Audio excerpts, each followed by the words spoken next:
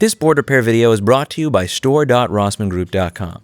On store.rossmangroup.com, you'll find affordable hot air rework stations, authentic Amtech flux, charging chips and pieces for MacBook Pro repairs, pictures of Paul with a half smile, and images of Lewis when he still had black hair.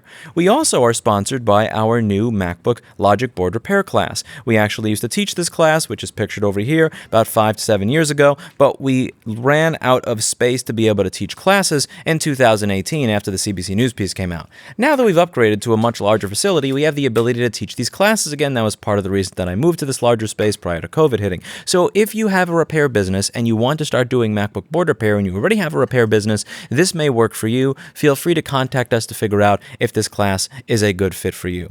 Lastly, if you learn something from this video and you see content in this video that is not on Repair Preservation Group's wiki, I would highly appreciate it if you could contribute that content to repair.wiki along with anything else that you may know about repairs of these types of devices. We are all more knowledgeable together if we share information than we are apart. That's it for today, and as always, I hope you bought something. I mean, learn something. Learn something. I'll get better at the shilling eventually, I promise. I'll be able to make it a little less obvious. That being said, let's get on to the board repair video. So this is a common problem. So what I have here is a A1707 MacBook Pro. These were produced a few years from 2017 to 2018, I think. Mac's been changing their models very quickly the last couple of years. The models don't hang around for very long. But here we have an A1707. It's the 15-inch MacBook Pro. It is a quite popular model, and this is a quite popular problem. So here, what I have is customer changed the battery, and after the battery change, they have what they said was high fans, plural. This is always something that's an issue. You have to be a little bit more precise in your explanation sometimes, because the troubleshooting, what you would do to troubleshoot, is wildly different between fans on high or fan on high. So first thing you do, obviously, is verify their diagnosis and check the board. So we have 5 volts here, 20 volts, 1 amp, now it goes down to nothing, and then it'll come back to 1.5 amps or so, and it should turn on. See, this fan right here, instantly on high. This one is on normal. It starts off kind of slow and speeds up a little bit. This one is instantly on high. So this is not fans on high, this is fan on high. So if it was fans on high, they changed the battery. Right behind here, you can see in this little hole here is the back of the trackpad. When this battery is glued into the machine here, it's double-sided taped, really nasty to get out. You usually have to take a nice, skinny, long tool and get underneath the battery and pry it out of here. If you don't know exactly what you're doing, you might wind up in that hole and you're going to damage something on the trackpad. The trackpad has a bunch of sensors on it. There's a temperature sensor for the palm rest. That's what they call this on the other side with the keyboard. That's the palm rest. I'm guessing it has to do with the trackpad temperature, actuator temperature, or battery temperature. Maybe it's just a good feeling of everything in this area. But if you damage the trackpad, you damage that sensor, you will get both fans on high. And they won't usually come on high immediately like that. This thing, as soon as this fan gets power, instantly on high. So that leads me, since I have only one fan on high, that rules out the trackpad, that rules out a sensor issue. Sensors are probably good, because one fan is on high instantly, the other fan is responding normally. So this is actually a very popular problem. This happens all the damn time. The pulse width modulation FET that controls the fan speeds for both fans are in a bit of a vulnerable position. So we're going to take the board out here. I already have it unscrewed. Just got to disconnect all the connectors again. And I'll show you where these FETs are. Oh, forgot the microphone.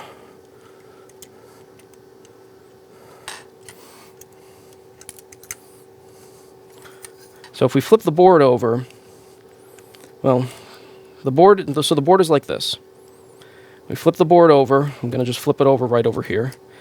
Right here, you have 2 tiny little components.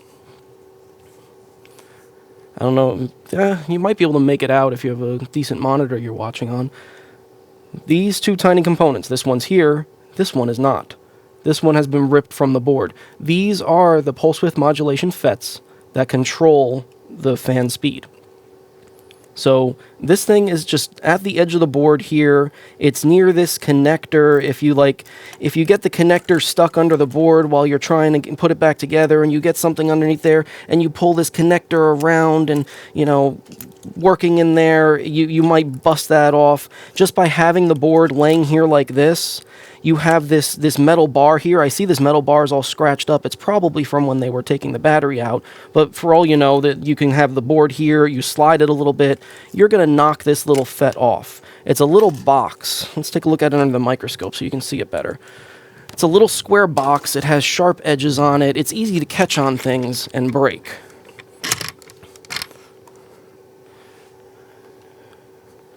So where is it?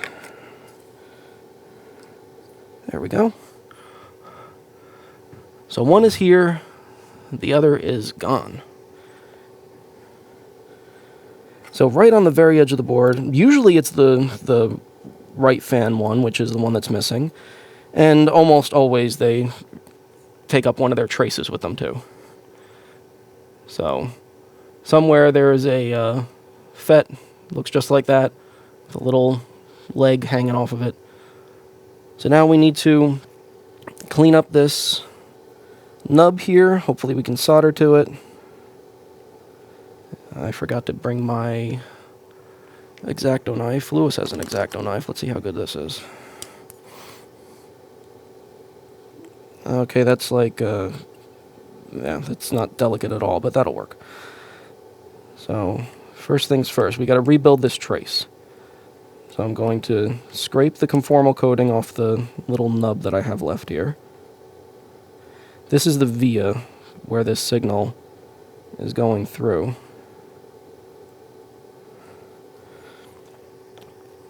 So now I got the conformal coating off of it. Got a little bit of flux in the area. Come on, alcohol, get out of here. A little bit of flux.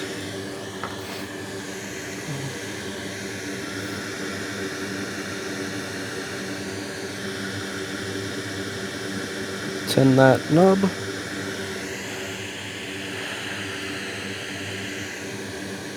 Now we're going to put a piece of wire across that to make a new pad. Just solder that right there. And then I'm going to take some of the coating off of the wire, the tip of the micro pencil. Make sure that it's going to connect. Get it off of that pad, and then I'll cut it short. Get it the right length in there. And cut it off of this side. And then I'll cut it off right here. Ooh, oh wait. I have to connect to here. Okay, yeah, never mind. Let's start over again. I need to create a trace that goes all the way around. Let's do this again. Get that out of here. I'm not focused, am I? As soon as I put my hand on the board, everything goes out of focus. There you go.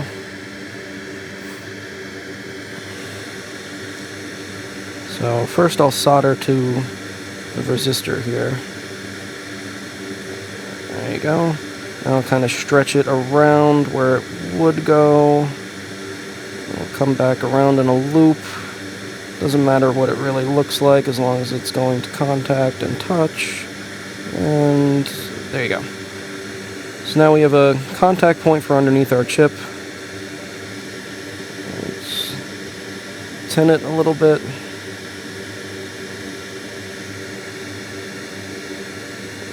That came a little unsoldered. Let's get it. There you go. That's a good little pad. That'll work out just fine. And you can't see that, yeah. I'll just cut that off there. Now we're going to use hot air to get our FET back on the pads. So hot air is going to send that wire flying. So we need to clean this off and then put some conformal coating on the ends of it to make sure it stays in place.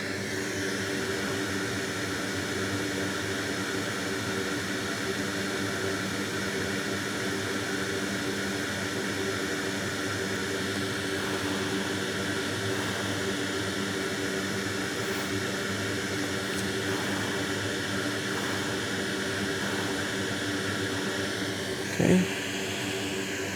I'll take my UV reactive conformal coating. Take a dental tool. Take a little bit off on the end of a dental tool. And I'll make a little pile next to where I'm working. I didn't get it nearly enough. Make a little pile next to where I'm working. And then I take this skinny, finer point of my dental tool, and I'll pick up a little, put it right where I need it.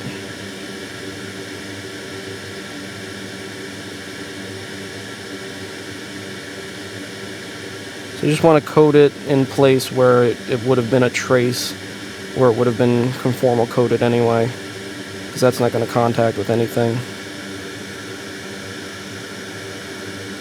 I might as well coat the end of this too. I don't want anything moving with that wire as I heat it. Okay, that leaves a good pad right there. So now we cure it.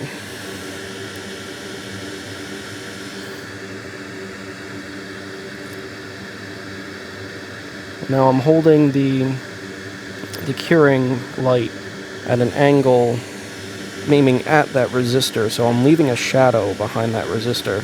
So I need to turn around and come in from this direction now and cure it from the other direction.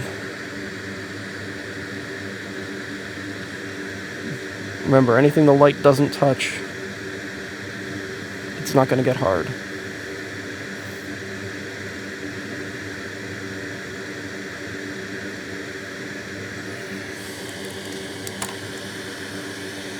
And I'll clean off the stuff I didn't cure. Okay, now we're ready for a new MOSFET. I did not bring a donor board with me, so let me see if Lewis has a 1707 donor board back here. Oh yeah, there's some down here. And this has both of its MOSFETs. Perfect.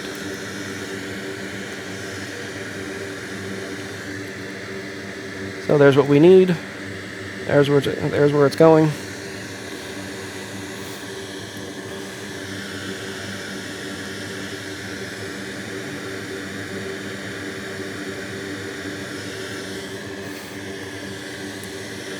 Some flux on there. Actually, let me clean up that pad.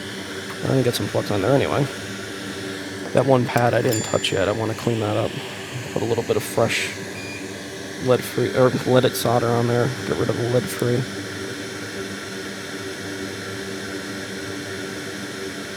There you go. Love these repairs, but I wonder, these are outside of warranty, right? This wouldn't be any kind of warranty, because this is physical damage done by a tech working on it. This is a very common thing to happen. Happens to everybody. Happens to the techs around here. This one was sent in from somebody. They changed the battery and they broke off this little guy. He's just in too vulnerable of a spot. So no, there's no warranty on this at all. And maybe if you had extended Apple Care, it would actually reach back to when the 1707 was new. Maybe somebody still has warranty on these things. I don't know how Apple's internals go. Give it a tap. And that should be affixed. We need to take a good look at that in an angle and make sure it caught our wire.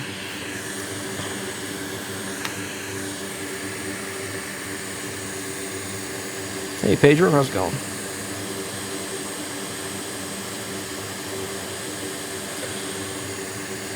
Yeah, I probably shouldn't be making a video this week. My voice probably sounds awful. So let's get this up on an angle. And we'll look underneath there and make sure that we got some contact with that wire. I could also measure.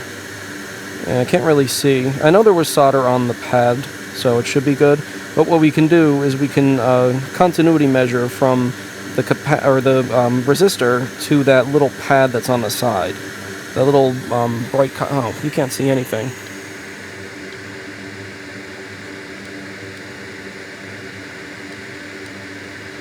Brighter? I don't have any more brightness. Wow. I guess I'm just zoomed in too much. There you go. That's better. So we can't really fully tell that wire is connected to there. It should be, because it goes right underneath it and it's right up against it. But we're going to ohm it out just to be sure. So I'm going to try to get that side pad and the end of the resistor, which is a trick on itself too.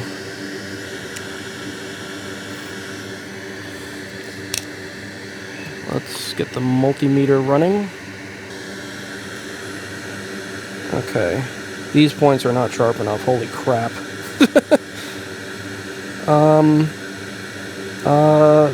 Mate, no, not one moment, please. I'll be back and get mine. I'll leave you with an empty chair stream. So, I got my probes off of my desk. These are a little bit sharper. If they're not sharp enough, I have a small emery block that I can sharpen them up with even more. All I need is one to be really sharp to get on the side of that chip.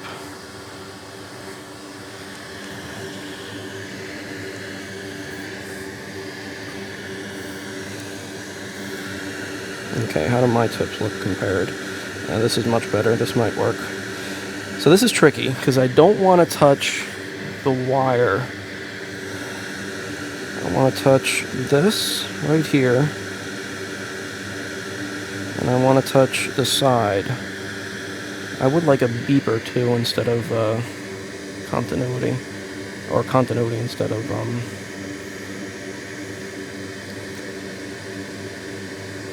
resistance. What? Shift, there it is. Beep. Yeah. Beep.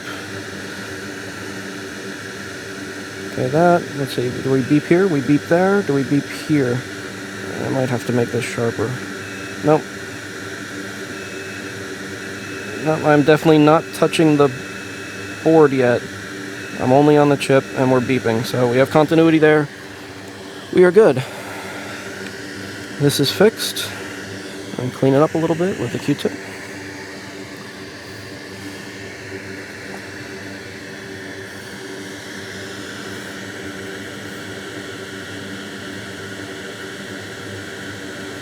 Now, sometimes I've got these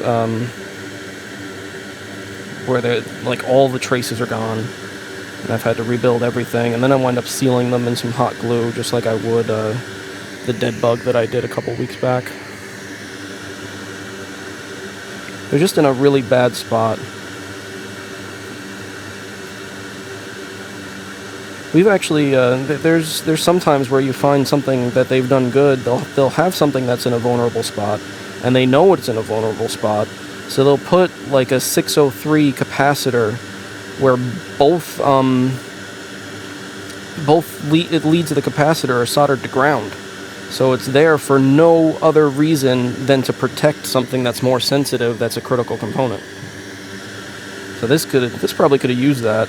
Just a capacitor here and here, just on this ground strip that's at the bottom here. Let's put this back in the board, or in the machine. I have soldered wires to my probes before, not good probes. I would never do that to good probes. You'd take some junky old probes or something like that, solder a tiny wire to it. Either that or sewing needles work really good too. You can solder sewing needles to something.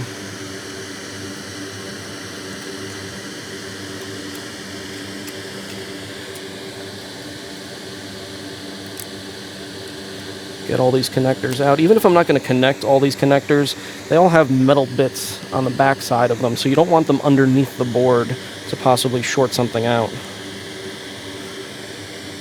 What do I actually need? I definitely need trackpad, because that's sensors. I need keyboard, because that's where the fan's power runs through anyway. I don't need that. That's microphone. I don't need touch bar. Well, the touch bar has sensors in it too. Maybe I should... I'll connect touch bar. I do need one charge port. Screen I don't need, but, well, webcam has a sensor, so. Power button and audio port I don't need. Speakers I don't need. Okay. So now let's see what the fan does now that we fix this.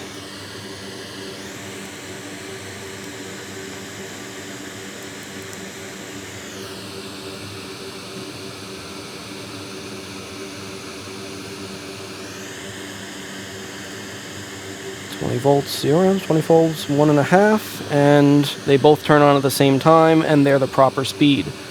One didn't turn on right away, screaming at me. This one's fixed. If you're doing this and you happen to ask the question in a forum or something like that, or you're going to send it to somebody, it's good to be as accurate as possible, because this one was sent saying high fans after battery replacement. So high fans, change the battery. I'm immediately going to think that you messed up something with the trackpad and it's a sensor issue. But the key thing was the one letter. It's not fans, it's fan. High fan. So that's a whole different set of troubleshooting. It's a whole different problem. That one little MOSFET, here's our two little MOSFETs right here. The bottom one's the one we just changed. Yeah. This one right here. So click on that. We can see that it's 3v3SO. That's the power to power the pulse width modulation circuit. SMC fan control 1. So that's fan 1 on the SMC. This is the control for it, and fan right pulse width modulation. So this is what controls the speed of the fans. So you have one and then the other. So fan 0, fan 1, fan right, fan left. So right there on the edge of the board, so easy to break off. So many people do it. You always have this repair. We have this repair internal because just putting the board on top of the machine without actually putting it in there, you wind up knocking one of those off from time to time. It just always happens. But if you're asking in a forum, hey, I have my fans on high, if it's only one fan on high, make sure you say that, because that's going to completely change everything that everybody's telling you. Because totally different problems. But I hope you learned something. Information is power. Love it. Why bother fixing high fan? Maybe poor MacBook won't overheat. True. Very true. And a failure like this, the failure that we just went over with this type of high fan, with it missing its PWM MOSFET, it should not affect the system. It's not going to throttle the CPU because it's not a sensor issue. All the sensors are reading correctly. The computer just can't control the fan speed, but it's stuck at high. So the machine should not throttle, and it should probably run even better because now one fan at least is running full blast, so it's going to keep the whole machine cooler. So it's not the worst case, but these fans running at 6,000 RPMs are actually kind of obnoxious. They are a little bit loud, even closed up in the case and everything. These little fans, they are pretty good. They do move some air. It's just that Apple's firmware does not make really good use of them. They turn them on when it's just already burning. Also, every time I've tried teaching something to a group, it's kind of sucked.